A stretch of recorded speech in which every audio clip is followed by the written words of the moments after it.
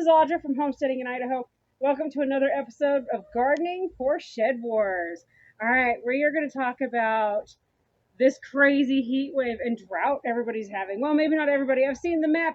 Some of you guys have got some pretty decent weather going on, but some of us are cooking. It's 102 degrees here in Idaho today.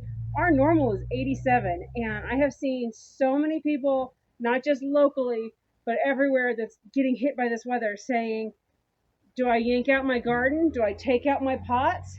Now, this is going to cover both of those things and how I'm able to continue gardening in my garden beds, in my pots, while we're having this extreme heat wave and my plants aren't dying. So I'm going to walk you guys through how I'm doing it. Now, I'm going to be doing it in pots today, but the same thing is being done in my garden all the time. Like this literally is interchangeable. You can use it big containers like the stock tank, little pots, big pots. It's very versatile.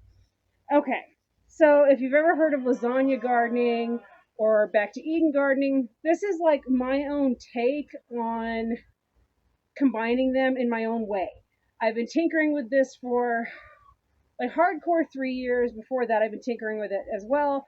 But like the last 3 seasons, I've really been focusing on this and tweaking it and making it better. And it's been a really great ride learning how to better our soil, hold that moisture, but not too much moisture to where you're killing your plants, right?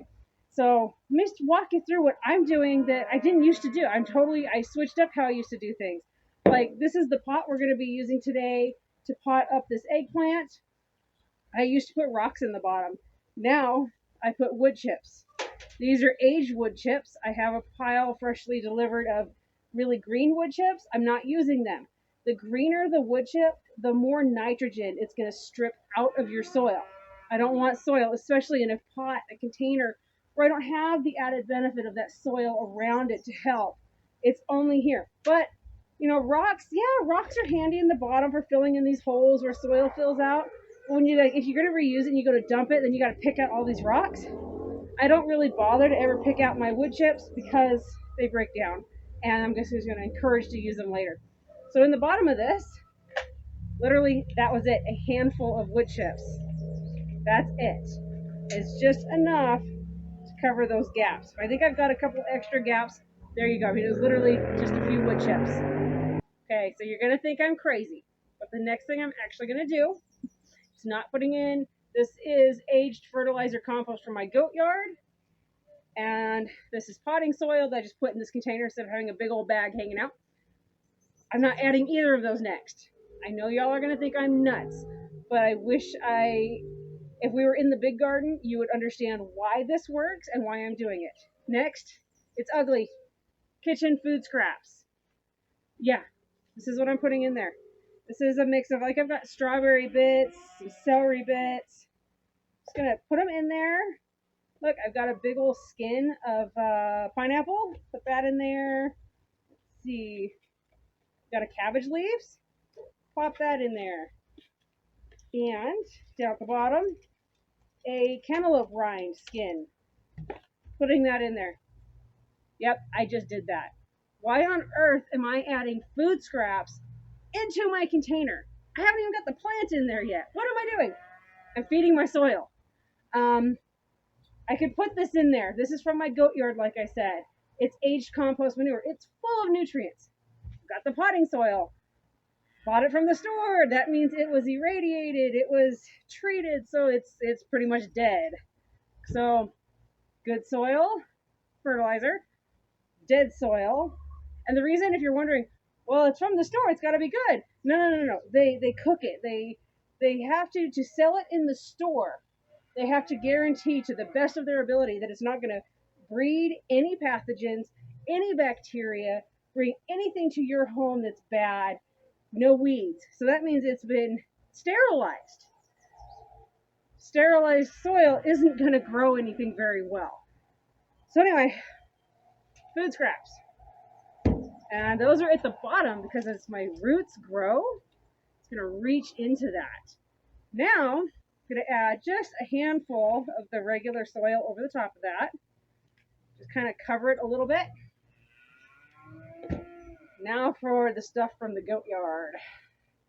It's kind of chunky. I think there's even wood chips in it because I bed with wood chips. My bedding out there is a bunch of wood chips. My pot is now full to here. It's time to get the eggplant out. This is a late season eggplant. You know how the stores are trying to just clear out their stock? This is just one of those end of the season. They just got to get rid of them. I love those kind of sales. So you can see the eggplant here. So you see how the bottom of this is kind of white? Those are the roots. It's root bound. It hit the edge of the container, and the roots, they look for somewhere to go. So they start going in circles. They bound up. So now if you're going to do cucumber, don't mess with the roots. Take it out of the container as carefully as you can. Put it in your new container as carefully as you can. Do not fiddle with those roots. Cucumbers, for whatever reason, do not like their roots being fiddled with. You fiddle with the roots, most of them die. Eggplants, they're hardy, they don't care. Now, the pot is, like I said, that depth and how much space I've got filled. That fits in there perfectly for this to come to the top. I am going to hold it, and I'm going to peel those roots a little bit. I'm going to break those ones that have root bound up. See that? Back in the middle. It's sitting on the goat fertilizer. Now I'm going to take some of this regular soil, put it around it. So your eggplant comes in soil, obviously. And to be able to sell plants in the state of Idaho and in most throughout the country, the United States Department of Agriculture has rules in place on what how to do it, and because they don't want disease spreading. Makes sense. So dead soil, the plant's only going to grow as much as it can in dead soil. And I just surrounded it with more dead soil, right? But underneath it, there was that good stuff. Now I'm going to go back to my goat yard stuff and fill in around it. I'm getting really close to the top. I want to leave some room because as I water it, it's going to, as you water, it kind of goes down. That's perfect because on top, got that right? Let's add some more food scraps. Why? Because as I water this down, so as it reaches in the pot, the roots are going down, so it's going to be reaching for what's below, but it's not going to hit that immediately. You've got to be feeding it something else. So instead of going out and buying some chemical fertilizer, I've got goat yard fertilizer. And hey, why not use what nature would use? Plant stuff, plant matter. So in it goes. Just going to put it in here around this plant. Okay, another cantaloupe rind. Why not? Another chunk of skin from pineapples. In and around it. As it breaks down, the nutrition is going to come out of these plants and into the soil. That's what Mother Nature does all the time. What happens in the fall? Our trees drop their leaves. It feeds the soil. So let's feed the soil of our plants that are in our containers. I also do this in the garden. We have an X amount of food scraps, or I mow the lawn. I go out in the garden, put it on the garden, waters it in. Okay. Got my pot. It's pretty much ready. Kind of ugly, right? I mean, different. Now, because I did use fertilizer from my goat yard, I do have to battle some weeds occasionally. It's real fertilizer. Goats eat stuff. I've got weeds that'll pop up in my containers. So in comes cardboard. Just like in the garden, right? We've all heard about putting cardboard down to suppress weeds. So you're just going to come around your pot, put the cardboard in there, and it's going to suppress extra weed growth. Okay, now hold the phone. Is it going to cook my plant? No, it's going to shade the soil. Okay, what about watering? So when you water your plant, you can do what's called from watering from the bottom. You would need a container of some sort, and sometimes that's just not feasible. We don't have the ability to have a big enough container, or containers, they're bigger, they take up space. But anyway, bottom watering, it encourages good root growth. Your plant's coming down, sucking up the water from below. It's great. I do bottom watering. It's an awesome thing to do, but we don't always have that ability. So if we water from the top, as I'm pushing this cardboard in there, yeah, I can absolutely water from the top. Got my hose here. Doesn't need to be crazy. I'm just going to come in here and water it in. And the cardboard will actually kind of shape to it. And it's going to start to protect your plant from the sunlight and everything else. Now, after I've got it surrounded with all the cardboard that I want, kind of shoving in extra gappy spots, anything like that. Now, there is an argument that cardboard can be dangerous for the garden because of the glue they use in cardboard. I'm not using a whole lot of cardboard, but I mean, be conscientious of that if that's your area.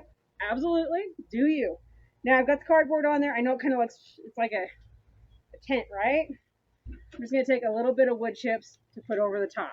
It's going to make it pretty, and it's going to create an extra zone where it will shade my plant from all that extra sunlight we have been getting, because oh my gosh, we are so full of sunlight right now. So anyway, that is it.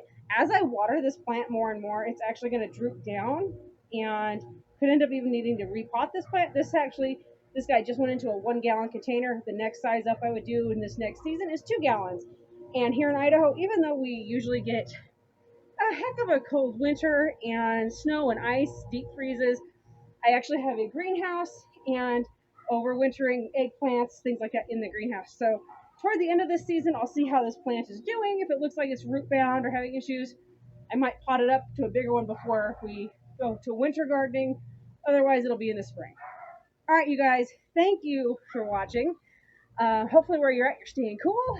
And if you've got any questions, shoot them down below. And as always, happy gardening. It's great talking to you guys.